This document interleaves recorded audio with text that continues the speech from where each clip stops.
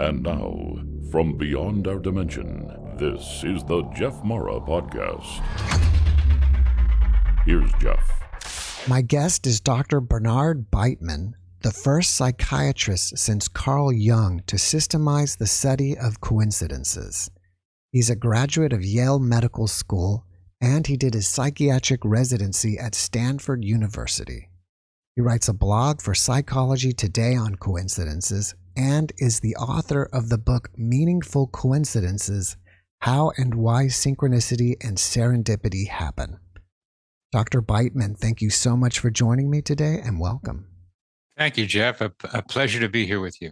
If you don't mind, can we just start simply with how do you define coincidences? A coincidence itself is the coming together of two apparently unrelated events in a surprising and unexplained way, but suggests that maybe there's something behind them or maybe not.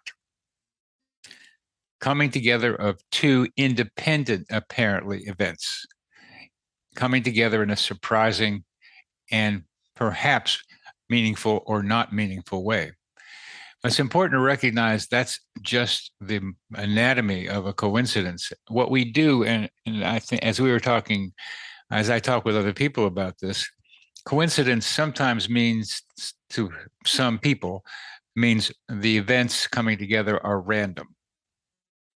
Well, that's not necessarily the way I'm using the word coincidence in the way it's generally used, because it's just this coming together thing. It's the adjectives in front of the word that make a difference. Like for you saying it might be random, that means you might say it's just a coincidence, or it's a mere coincidence, or it's only a coincidence. I use the term meaningful coincidence as a way of saying there might be something to that, and there might be something important to you, and there might be something about the way reality works that's in the meaningfulness of that coincidence. So that's coincidence. The reason I use that word rather than serendipity or synchronicity is because coincidence, meaningful coincidence, covers both terms. Synchronicity usually involves spiritual, psychological, and interpersonal development. Serendipity usually involves finding something by accident, or happy accidents as they're known. But some people use the word serendipity for what others would call synchronicity. Some use synchronicity for what others would call serendipity. And there's arguments on both sides that my word is better than yours kind of thing.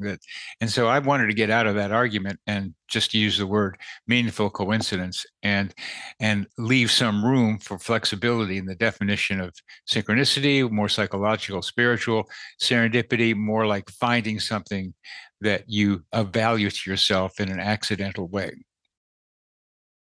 So those are the definitions that I start with, Jeff. You mentioned meaningful coincidences and ones that are not meaningful. Mm-hmm. Are there also coincidences happening that we don't recognize them as being so? Well, that's the fundamental first question. There are people who can get hit with a coincidence. Like some guy was like trying to get a loan from a bank, and he had an appointment with a banker who was known not to give money to a kind of business that this guy wanted to start. But that guy didn't show up for work that day. He was sick. And there was another guy who was a little looser about it, who showed up and was able to give this guy the money he was looking for. That was a meaningful coincidence because he got the money. But he didn't recognize it. His friend Rex said, "Hey, that was a great coincidence that this guy showed up instead of the first one." So some people don't notice them. And that's an important part of recognizing the normal curve or the bell-shaped curve. Some people don't see them. Some people see too many of them. And a lot of us are somewhere in between. So the first question is, do you even notice them? And yes, they happen. I try to suggest this illustration. They happen, but somebody else might notice it, but the person who is experiencing doesn't, which means there are a lot of coincidences happening with people and they don't notice them. So my first attempt in being able to talk about coincidences with people is to say, maybe you ought to like pay attention to the possibility that they exist and they might be helpful. On the other end is to help people who see too many of them, and that's another question because people can get overwhelmed by them as well. Do you think that when a person recognizes a coincidence, do they then jump to the thought that, well, this was meant to be? We kind of rule out our own free will. Oh, great. I'm glad you mentioned free will in this. You betcha.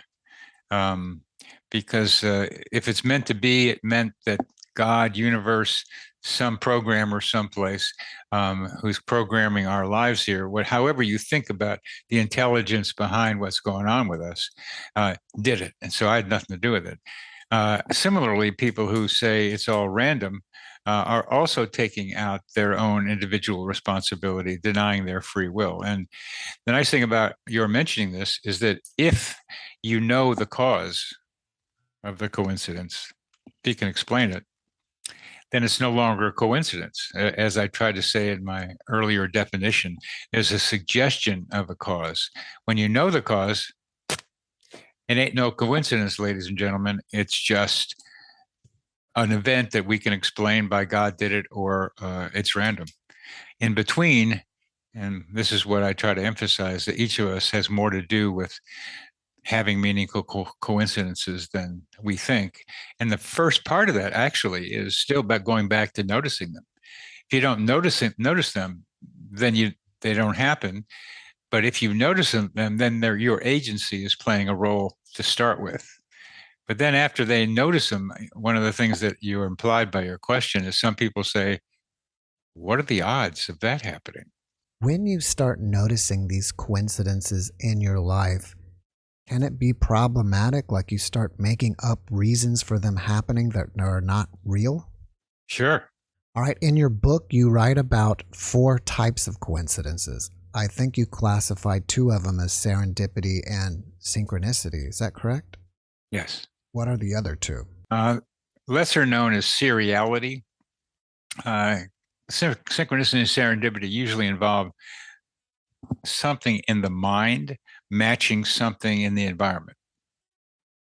You have a thought, oh, I wonder about this reporter from the Wall Street Journal. I'm thinking about her. I'm sitting here yesterday thinking about this reporter from the Wall Street Journal. She just published an article about my book and meaningful coincidences, which was really nice. It was well done too. So I was just thinking about her. Should I email her or not? And pop, there's an email from her right when I'm thinking about her. So that's between mind and object. It's only in my mind. Nobody else knows it. But the object, you can see her email to me from her. So that's mind object. Seriality is just all object. That means that anybody can see that there's a series of the same things or similar things being repeated. And one example of that is in the 4 words we are now talking about. Simulpathity is the word I invented, and we'll get to that. It begins with an S and an ITY at the end. But if you notice, serendipity, synchronicity, and synchronicity all begin with an S and end with an ITY. And anybody could see that. That's a series. That's a seriality. So everybody can see the same thing. And so that's seriality, objective things. Simulpathity is feeling the pain of a loved one at a distance. That means for twins, it's kind of like common, especially identical twins. And one of the best documented examples of that was 2 4-year-olds were separated just by space. One of them was at a playground, the other one was at home. And the one at the playground got slugged in the eye and had a black eye. At the same moment, the one at home had a black eye too. So that's directly experiencing the pain of a loved one, somebody you're deeply connected with at a distance. That's simulpathity. What are some of the most common types of meaningful coincidences? The one I mentioned with the reporter from the Wall Street Journal, thinking of someone and they contact you, especially someone you haven't heard from for a long time. Now, she and I had several conversations, and what made this a little more striking is that while I was thinking of her, she contacted me. It's not that I thought of her, and this happens. I think of an old friend of mine, and I haven't heard from him for like 5 years, and then the next day I get a call from him or a text. That's 5 years apart. This was 0 time apart. I was like at the same time thinking about her. She calls. That's a very or contacts me. That's a very common one. Another very common one is thinking of an idea and seeing it on your computer or seeing it on TV. And some of that is Google trying to sell you something because they know what you want. And so they give you an item that may be what you would like to buy because they have a history on your purchases. So that's a contrived coincidence. But sometimes you just have a question, as I did, about looking at the brain and how the brain can have something to do with meaningful coincidences. And I was trying to figure that out a little bit, and I just don't know what to do. But then I go to the New York Times, and there's an article about what I needed for to partly answer the question I was working on. So I had a question, and there it was answered on the internet through in this case the New York Times. Another one that's one of my favorites is being in the right place at the right time. Just to be able to have a job or meet somebody or just even get information you need at the time that you need it. So those are among the most common coincidences. And how do I know that? Well, you should ask, because I constructed the weird coincidence survey to be able to find out how many people experience what kind of coincidences. And what I just mentioned is one of the products of that research. I'm sure a lot of people will experience a coincidence and then they'll deny it, like, no, I don't know. But do you think that the reason that they deny it is because it opens them up to a much bigger question, and that is, if this is true, how did this happen? Absolutely, Jeff. Absolutely. And that's what I'm up against, as many people are, even with near-death experiences, with which the research is showing pretty clearly takes place, and some weird things happen. People come back changed, but still there's a lot of resistance in the medicine particularly, but also people who are strictly into scientism, the idea that material reality is all that we have, that consciousness is the product of the brain. They don't want to have to change the way they think about things. And it becomes frightening to some of them to have to think that maybe I can make contact with somebody who's died, and that person is trying to make contact with me. That is that's scary. People don't like to change what they think. They get more and more entrenched in their beliefs, no matter what data is presented to them. So I encourage people to have their own experiences, note them, and yeah, this weird thing happened to me, and to tell other people about them. Because talking about coincidences with other people is a great way to become comfortable with them. I'm glad that you brought up near-death experiences, because sometimes people will say that after their spouse or somebody dies, they'll leave coins, they'll find coins on the ground, or they'll see an owl or see certain birds or certain things like that. And they'll question, is that a coincidence or is that real communication? How would you comment on that? How do those, the coin experiences what do they have to do with near-death experiences?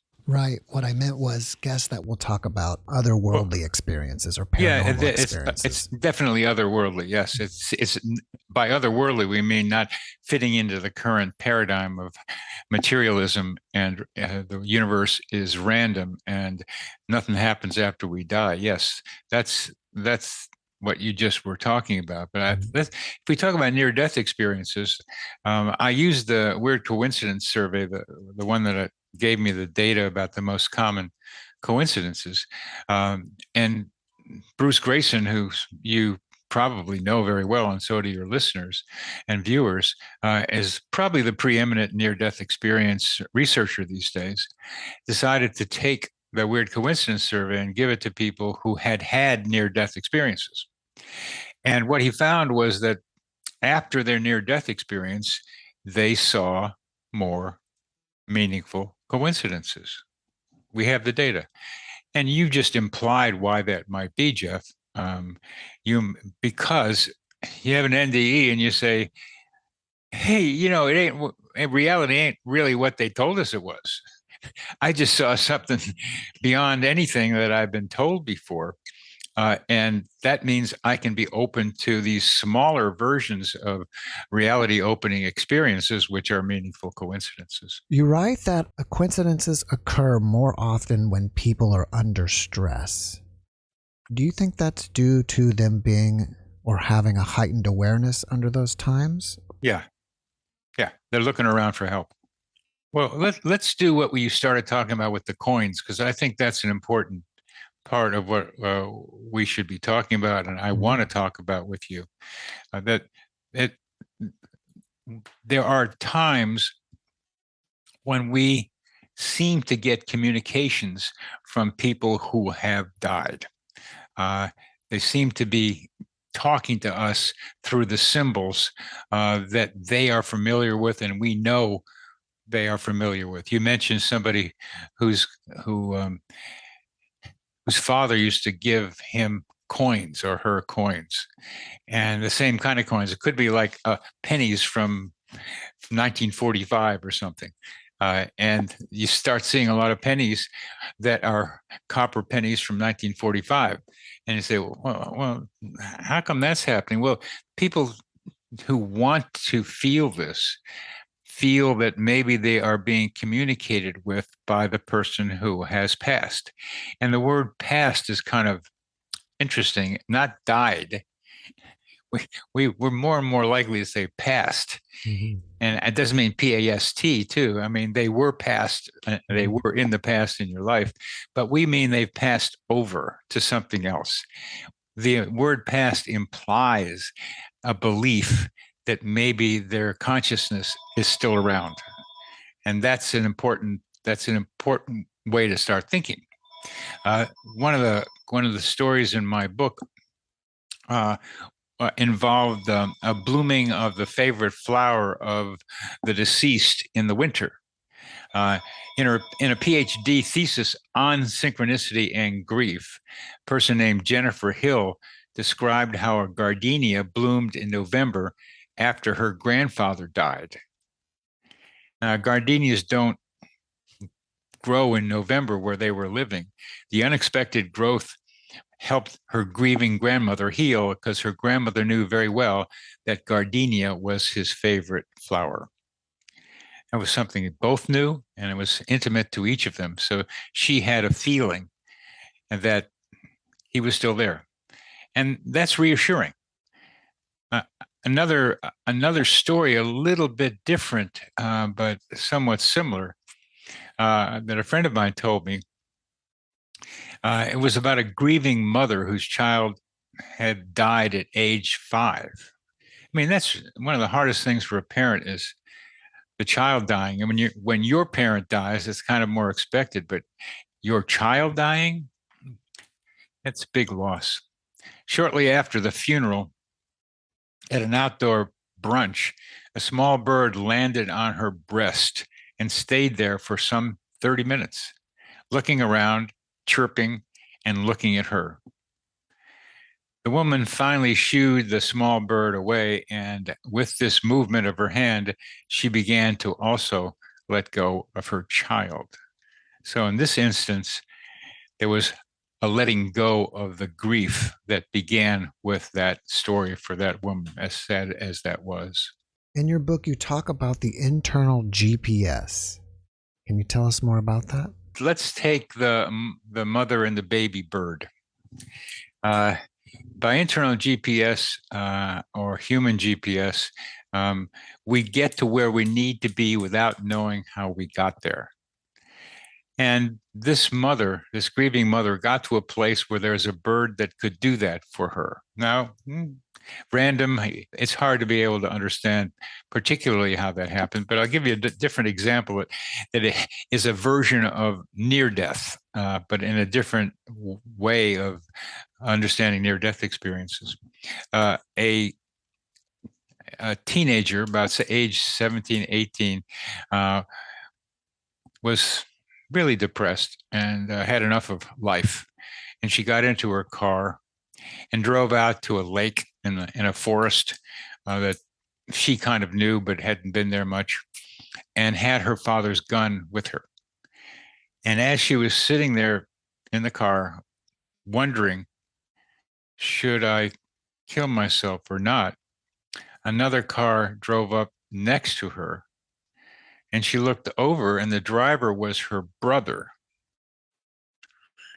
And she said to her brother, "What are you doing here? How'd you get here? You've never been here before. I know that." And he had never been there before.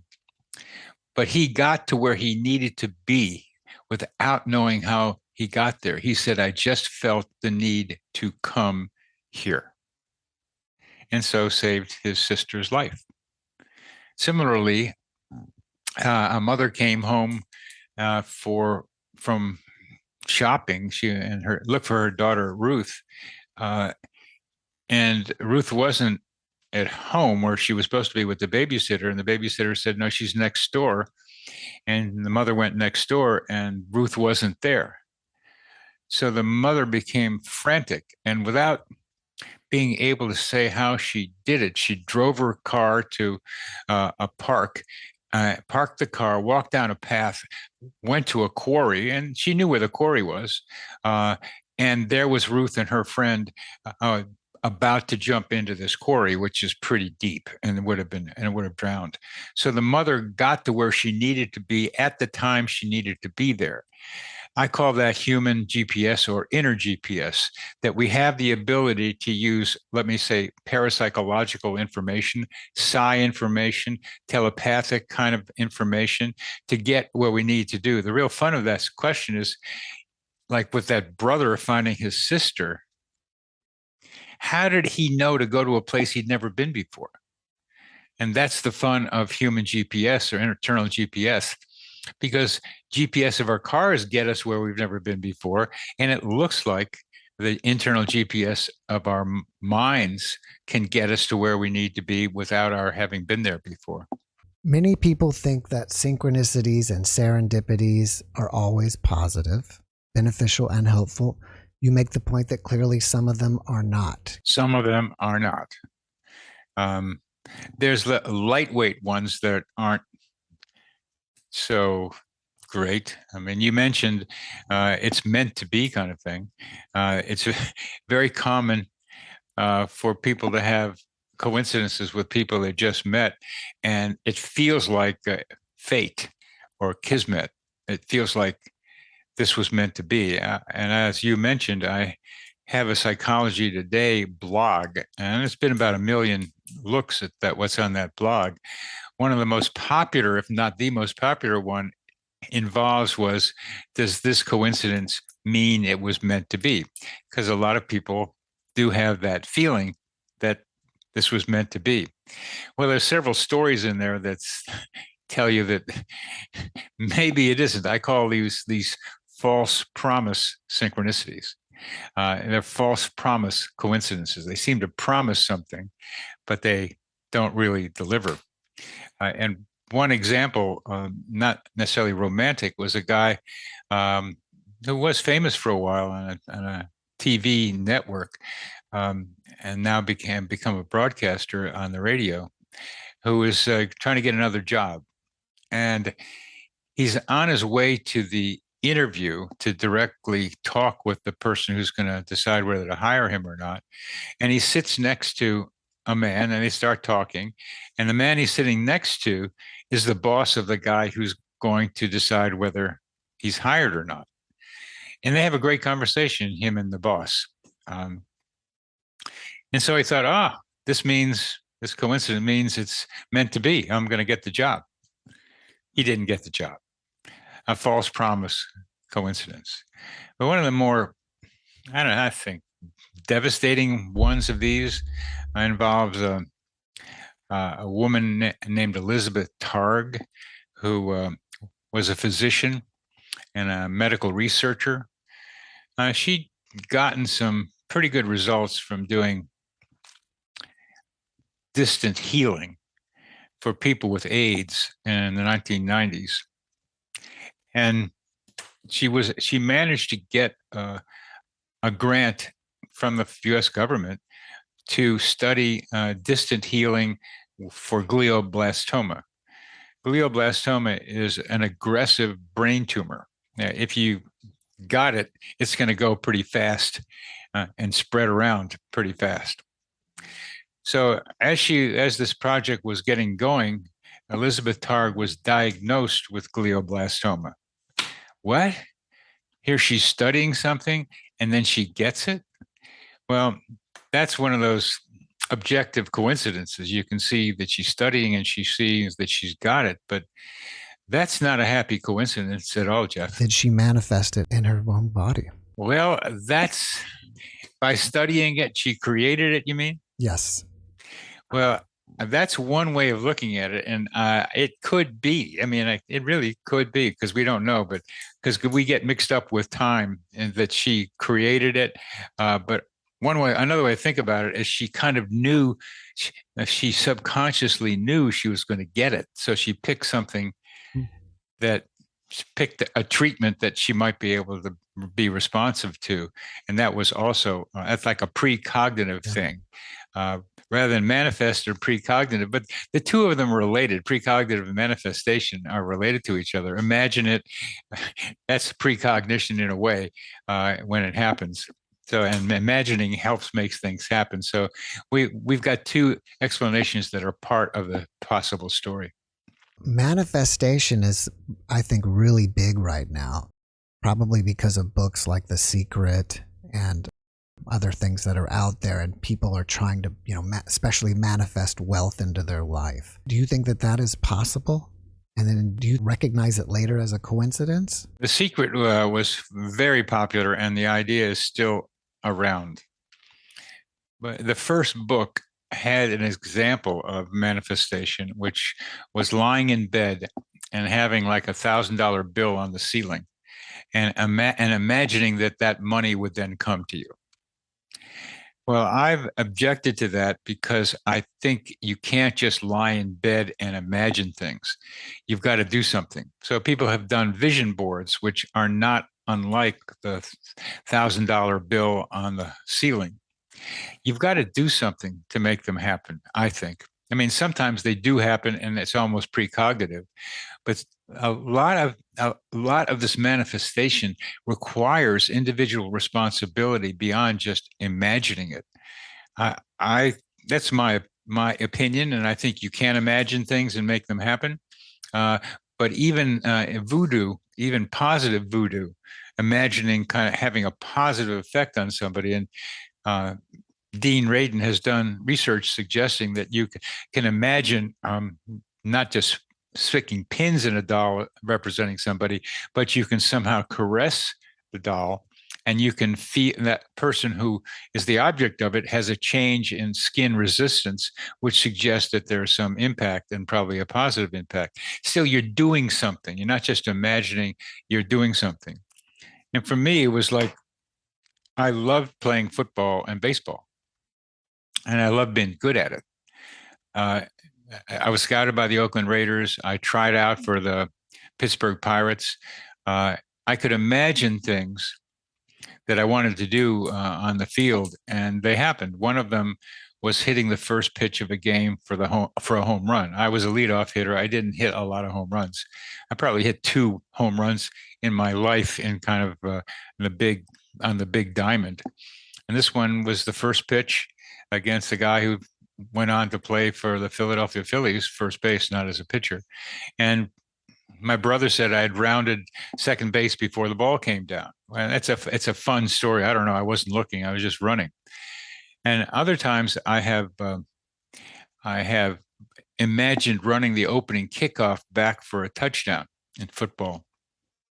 And if anybody is interested, go to my website, coincider.com, COINCIDER, coincider.com, and you will see my 97-yard kickoff return when I was in college. And that was something I imagined, but you have to practice to make this stuff happen. That's my idea of it. You have got to do something. You got to be ready for it. You got to be prepared to make it happen when the circumstances are ripe for you. And my opinion of manifestation is it's not enough just to think about it, usually. Well, you write about the psychosphere.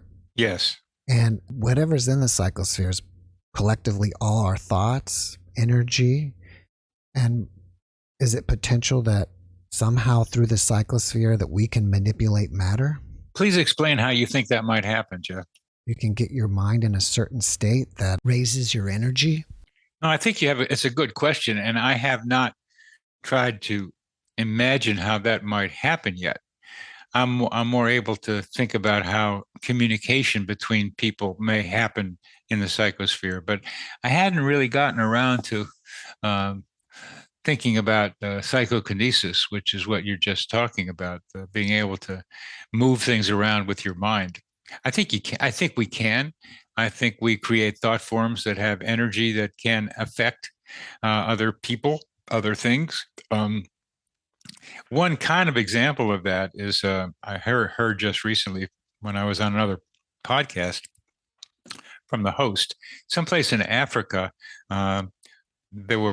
people were dancing, and they were dancing with spirits. Some of them were dancing with spirits, and there was a skirt that was part of the dancing. And I don't know what was under the skirt. I think it went all the way down to the ground, and somebody picked up the skirt, and there was nothing visible there. But what I thought was this was a spiritual form connecting to physical reality, because what I'm looking for, is how do mind and brain interact? You have a mind, you have a brain, you have a thought. We like to think that's in your mind, and that affects your brain. For example, when somebody hears your mother has died, that's a thought with a lot of emotion on it. It comes into your mind through your ears and your eyes, but then affects you physiologically. So mind or affects brain. I get excited about going to dance as I'm going tonight. So I think about going to dance and I have this surge of excitement. So how does my thinking affect my brain, which then affects my body? That's yet a more fundamental question, because if we can answer that, if we can answer how mind affects brain and how brain affects mind too, but how mind affects brain, then we can get to your question about how does mind also affect things outside the body, other people, other material things. Then we can see how mind and material interact with each other, because that's a fundamental question that medicine and philosophy and science has not yet answered. How do mind and brain connect with each other? What about if you want something? Let's say whatever, a job or a house or a car. Maybe a car is a good example. You want this car, and every day you try to quiet your mind, you meditate, you're thinking, possibly transmitting a signal into the psychosphere. I want this car. I want this car. I want this car. Is it possible that your desire for the car, as well as perhaps maybe you can add some emotion to it, will influence the psychosphere, whereas somehow it will affect somebody else that will result in you getting that car? Yeah. But let's talk about what the psychosphere is first, because I think maybe we should define it. And whether it exists or not is perhaps my imagination. And to be able to first say that there is a psychosphere, which your questions imply, I appreciate that. But what are we talking about? Well, the psychosphere is our mental atmosphere. Just as we have a physical atmosphere in which we breathe out carbon dioxide and from which we take oxygen, we also exchange energy and information with the psychosphere. I'm not the first one to come up with this idea. I think I've elaborated on it a bit more than Talhar Darshan had himself and others in their narrower way. And I think our minds are immersed in this psychosphere, and how our minds relate to this energy information psychosphere and how our minds relate to our brains is a fundamental question I try to address in my book. And that's what you are asking me about. And I think it's a wonderful question, Jeff. And I want to be able to develop a model for how thoughts influence other people.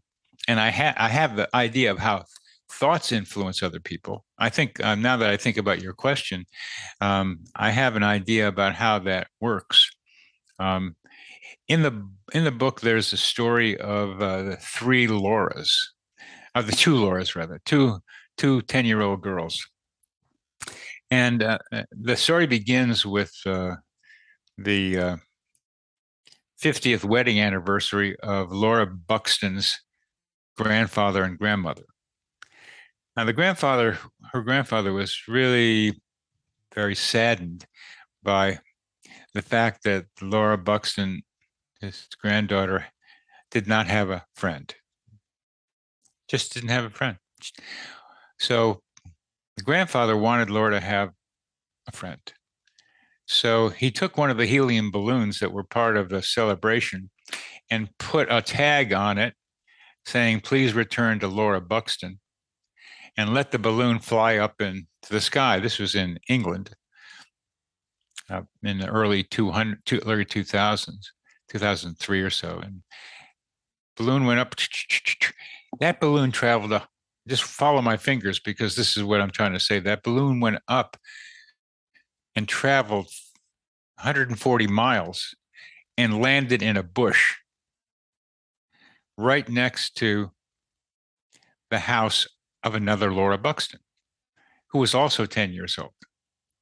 So the balloon went up, the balloon went over, and then came down at the other Laura Buxton, who also needed a friend. So the parents, there was an address and telephone number. So the parents thought this was kind of weird. And very interesting. So they brought the two Lauras together. So please notice this rectangle I'm drawing. Balloon up, balloon across, balloon down. The two Lauras get connected. A rectangle of just the general way of talking about it. Well, it turned out that not only were they 10 years old approximately, but they ended up wearing the same outfits or similar outfits when they met. They had the same three pets, and they were really meant for each other on this one. And they became good friends. And you can see YouTube videos of the girls having grown up talking about this coincidence. It's pretty well established. And that's why I put it in the kind of question part of my last part of the book. Is like some of these coincidences are really hard to explain. How can a balloon go 140 miles? That's one thing. And then how could it land right at the right bush? To have the wish, and here you're talking about what the grandfather wanted, the wish of the grandfather and also the first Laura actually be manifested in what each of the two Lauras experienced. And this is the subclass of this kind of coincidence is what you're seeking may also be seeking you.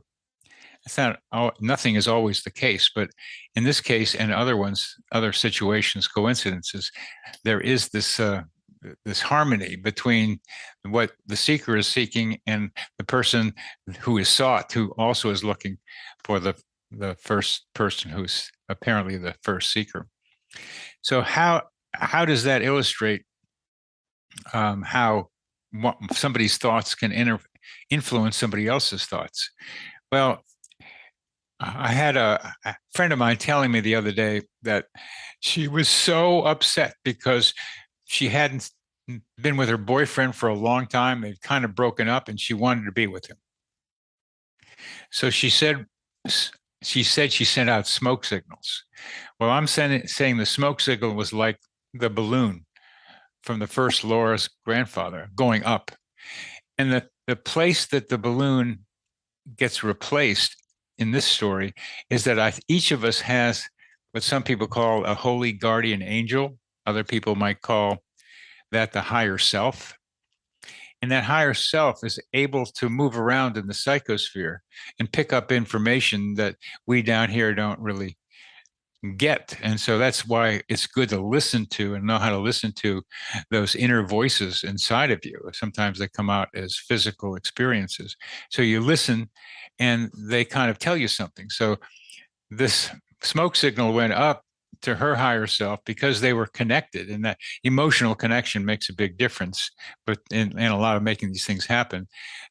Then the thought went from her higher self to his higher self. Then his higher self dropped it down into his on the earth self, and he just took the message, and they're together again. So that's my explanation about how thoughts can influence where thoughts can influence other people's thoughts and their behavior. It's variable, and need is a very important part of it, as the two Lauras suggested, and emotional connection is another very important part of making stuff like this happen. I wanted to ask if you or anybody you know have ever compiled a list of your coincidences and then afterwards looked at it for patterns, and if so, does the pattern suggest any type of cause? Well, a good science starts with description first, Jeff. So you got to get the data first, and that is to see if there are patterns. One chapter in my book is what kind of coincider are you? A coincider is someone who experiences coincidences. So I go through different kinds of coinciders, people who have different predispositions, that is, different patterns of doing coincidences, because we each are running our own individual games down here, where we have our own patterns down here, and they form categories, but we each have our own way of maneuvering ourselves in this reality. And some people, as we were talking about, don't have coincidence experiences. Some of them have a lot. Some of them use them primarily interpersonally. Sharon Rolette, for example, in her very big book on coincidences, describes many of her own interpersonal coincidences. That's what she tends to write about, what she tends to know about. They happen with lots of different people, often love relationships. And so she describes herself as an interpersonal coincider. Other people are like happy accident people. The one of the names given for them is like ultra finder, somebody who can find things just by walking around and hoping they'll show up. They know that if they go out running around in the world, they're going to find stuff of interest to themselves. So that's one of their enjoyments. I knew a guy like that who would want to get presents for people, and he would just figure out, I want to get something for Bernie, and I'd like, and he'd go out there and he'd find a book that he thought I might like, and he did that with his wife too. So those are two examples of patterns that individual people express. Can you tell us about your coincidence project? I think each of us has a job to do here. Some people call it purpose in life. I prefer the word job as well as the word purpose, because this is like a job. What I'm doing here is like being on a lot of podcasts after writing a book and trying to get in newspapers and like the Wall Street Journal, and now one's going to come out in the Los Angeles Times about my book and coincidences, trying to make coincidences more mainstream. That's my job. And the Coincidence Project is part of that. And the purpose of the Coincidence Project, or the vision of the Coincidence Project, is to use coincidences to illuminate the hidden currents, the invisible currents that connect and unite us. Because we are all connected. People tend to say that a lot, but how are we connected? And the connections through each of our higher selves is a very important way of thinking about how we're connected. And coincidences highlight these higher selves connections that I was trying to describe earlier. And so it shows us that emotionally, we are connected to other people in ways we didn't quite think we were, mostly, like feeling the pain of a loved one at a distance. Is an example. For example, one of the reasons I got into the coincidence business is that I was in San Francisco when I was age 31, 1973, and 1973, and I was standing at a sink at this Victorian house I was renting, and couldn't get something out of my throat. I was choking uncontrollably. And then it stopped. And that was 11 p.m., February 26th, in San Francisco. And at 2 a.m., I found out the next day, 3,000 miles away in Wilmington, Delaware, my father was choking on his own blood and dying. He died choking on his own blood. So I was experiencing what he was experiencing. So I try to help people with the Coincidence Project see that we are connected to each other much more than we think we are. And those connections, I hope, will help mitigate, reduce the problem us human beings are causing on this planet. There was a senator or House of Representatives person talking about talking with somebody who was trying to defend Earth, defend Gaia, you could say. And he said, we own the Earth. It is ours to do whatever we want. And that's not true. We are visitors here. And the more we destroy the planet, the more we destroy our own existence on this planet. So I am trying to use our interpersonal connections with each other and with the plants and animals of this planet, trying to use recognition of those connections as a way of doing something to reduce the negative impact human beings are having on this planet. What do you think about Deja Vu? And does that have any relationship to coincidences? Deja vu is a real popular idea. I often get it, that question. Sometimes deja vu is that you just saw something, your brain registered it, but you didn't register it consciously, and then you see it, and then you say, oh, I've seen that before. Another explanation for deja vu, and I think there's a lot of them, is that you dreamed something, but you didn't remember the dream, but it still got stuck in your subconscious someplace. So it was a precognitive dream that you then see what was in your dream without remembering that you experienced it in your dream. Because deja vu is the sense of I've been here before. I've seen this before. And it gets extended, just like a lot of coincidences, into questions of past lives, of other consciousnesses, of something else going on around us. But those are my two simple explanations. The others are up to other people to decide. You also have a podcast. It's on YouTube. What is the name of your YouTube channel? I do have a podcast, and thanks for bringing that up. The podcast is called Connecting with Coincidence. Are you working on another book? Yeah, I was glad to hear you ask me about people writing down patterns, trying to find patterns in their coincidences, because I'm doing that. I've written 3/4 of a book about my own coincidences, because I've had a lot of them. I got here to do this and have the opportunity to talk with you because I've had a lot of coincidences, not just with my father, but lots of them throughout my life. And why have I had a lot of coincidences? I don't know, but I just notice them. I do a lot of pattern recognition stuff. I like seeing patterns. A lot of people with meaningful coincidence awareness like to see patterns, because you have to put two patterns together. So my next book will be about how about my patterns of coincidences in my life, and I'm already starting to break down some of the patterns. And there's lots of different ways of looking at these patterns. But that's my next book, Jeff, and I hope I find a publisher for this one. Do we find your book on your website, Amazon, or both? Or any place else you buy books. And I encourage people to go to my website, and yes, you can go to Amazon and to find my book. But I like to suggest that people, if you can, buy my book, Meaningful Coincidences, at a local bookseller.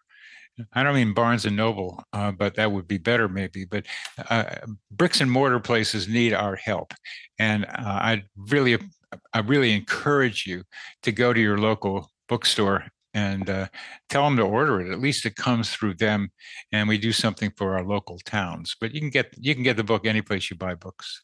Before we finish up, can you leave us with one last positive message? Paying attention to coincidences can be very good for your life when you learn to discern the ones that you don't need to follow and the ones that you should. Because please keep in mind that coincidences are not commands. They are guideposts. They are guides to what you can do, but you have to decide what you're going to do with the coincidence. Thank you for that message, and thank you again for being my guest. I wish you massive success in whatever you're doing. Thank you, Jeff. Keep it up. You're doing wonderful stuff. Thank you. Thanks for watching the JeffMara podcast. I really appreciate you. Another way to show support is through YouTube memberships. And if you do, there are loyalty badges and other perks depending on your level of membership. All you need to do is click the join button underneath the video to find out more. Thank you for your support.